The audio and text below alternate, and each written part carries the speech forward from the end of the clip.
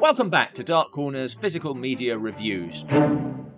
Good evening, ladies and gentlemen, and welcome to the Alfred Hitchcock Hour. One of our rare excursions into TV this week as we look at an 8-disc Blu-ray box set from ViaVision's imprint television label, Season 1 of the Alfred Hitchcock Hour, which is really Season 8 of Alfred Hitchcock Presents, rebranded as episodes had doubled in length, apparently inspired by the success of another anthology show, Thriller, fronted by Boris Karloff. You've seen the harbinger of evil.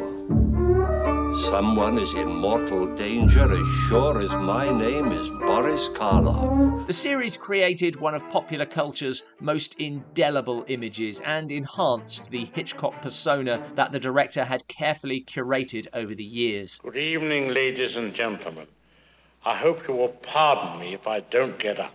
Though it was predominantly produced by Hitchcock's longtime associate Joan Harrison and actor Norman Lloyd, memorable in Hitchcock's Saboteur, Come on, Fry. the director took a proprietorial interest in the series, and few, if any, shows of the time could boast stars and behind-the-scenes talent to match, though it also showcased up-and-comers. Hello, big brother. We hadn't planned a tribute to Robert Redford, but here he is in series opener, a piece of the action. I'm broken, you know it. Already a magnetic screen presence. He appears again to still greater effect in A Tangled Web, Listen to me. showing a darker side. Watch out, that's acid! Very different characters in very different stories, but both tense dramas with an undercurrent of threat, something the series does time after time to great effect and with surprising diversity. I've been asked to fill in for my brother Alfred, who has been delayed. Over the years, Hitch himself had directed as many as 4 episodes a season, but his involvement had tapered alongside the demands of his movies, and the single episode he directed for this season would be his last television work. Oh no, I saw the whole thing. I Saw the Whole Thing is a courtroom drama with the requisite suspense and an unexpected twist, The jury's coming back. another feature of many episodes. Did you or did you not pass that stop sign? Its direction is not noticeably Hitchcockian, and Hitchcock biographer Patrick McGilligan has suggested that the director was preoccupied with replacing Grace Kelly, who had dropped out of Marnie. Do I have to say? Oh, yes, I'm afraid so. I was thinking about my baby. Claire Griswold's brief but memorable appearance in the episode was partially an audition. Elsewhere in this set, you can see Psycho's Vera Miles, another possible Kelly replacement, Dean Stockwell, Excuse me a minute. Jane Mansfield, Hello, honey. Joan Fontaine, Peter Graves, I'm gonna kill him. Gena Rowlands, Yes, this is she. Michael Rennie, Suppose we were looking for the perfect way to get rid of, well, let's say Ivar. James Mason and Angie Dickinson are quite brilliant in captive audience. Well, when he's finished what he has to do, he doesn't want people to think he's just a common murderer. He has reasons. I mean, he's got complete justification. He's a very sympathetic character. Written by Richard Levinson and William Link, later the creators of Columbo. Remember the people I've called Janet and Ivar West. They play an important part in the murder I have in mind. There is perhaps an echo of this story in Murder by the Book, the Columbo episode famously directed by Steven Spielberg. And Columbo himself, Peter Falk, is also here, We all got a puzzle over what we're supposed to think. playing a very different role. I can give you faith. I've got a power in me. Other notable writers include Psycho's Robert Bloch and the great Lee Brackett. Take it easy. Keep your mouth shut. Don't let them shake anything out of you.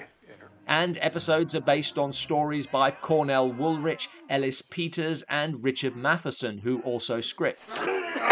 Directors include Norman Lloyd, It's magnificent. Paul Henrid, that's Victor Laszlo in Casablanca, Look, I invited you here to cook dinner, not to clean house. and Sidney Pollack, only a few years into his own remarkable directorial career. Who is he? One of Pollack's episodes, Diagnosis Danger, featuring Dr. Dan Dana, was, according to Steve Mitchell's commentary, a backdoor pilot for a series that never happened, featuring an investigative doctor. No gross evidence in the thorax or the abdomen, but look at that kisser.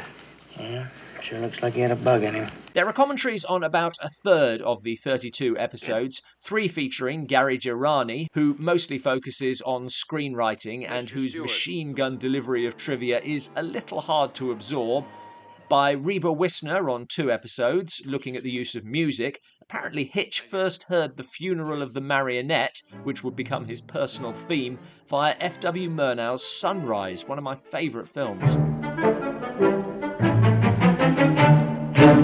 Steve Mitchell does 2 episodes, looking more at the production side, which I found very enjoyable, as is Konstantin Nasser on The Black Curtain, looking at the episode as a failed adaptation of the novel by Cornell Woolrich, of whom Nasser is a fan.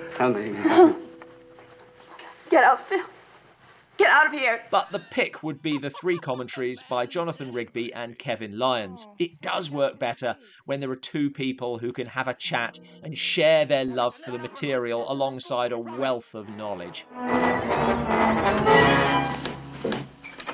Get away, please. The commentaries are the only extras, but there is also a 130-page booklet in the limited edition hardbox containing cast breakdowns and synopses for every episode, along with teasing one-line descriptions. You can't stop me, Paul.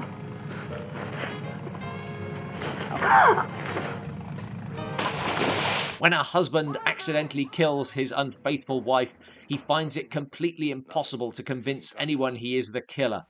My dear, you can't go on mourning for the rest of your life. Try not to think about it so much. Where visibility is expected to remain at 0 throughout the night. A time of fog brings a time of terror and tragedy to a lonely beach house and its inhabitants, neighbours and visitors. I'm sorry I had to bother you, lady. It's easy to get caught up in the procession of names involved in these, but none of them would matter if the series didn't deliver, and the hit rate is surprisingly high. You mean I don't exist? Especially for an anthology series in its 8th season. It's okay by me. Professionals always bore me. Like any show, it does need something unique, something to make it stand out, and that is its presenter. My club is completely different. It is for women. Inside the club is everything a woman could want, including me. The dourly comic Hitchcock setting up the stories and taking pot shots at the sponsors. We hate to interrupt this commercial, but the local stations are clamoring to be heard. But enough of the miracles of medical science. I'm sure you are anxious to get on with tonight's commercials. But first, we wish to demonstrate a new product for breaking up parties or getting rid of visiting relatives. We call it the handy-dandy room emptier. You know it as the television commercial. Hitch's presence makes these tales of tension seem like urban legends imparted by a friend over a drink. Certain people are forever getting in a man's way when he's working. No film director has ever become a household name in quite the same way, and I suspect that none ever will. I have the feeling that I've done quite enough for one day. However, I commend you to the following commercial and the sampling of next week's play. Thanks for watching. Please do like and subscribe. Are you a fan of these series? Let us know any personal favourites in the comments below.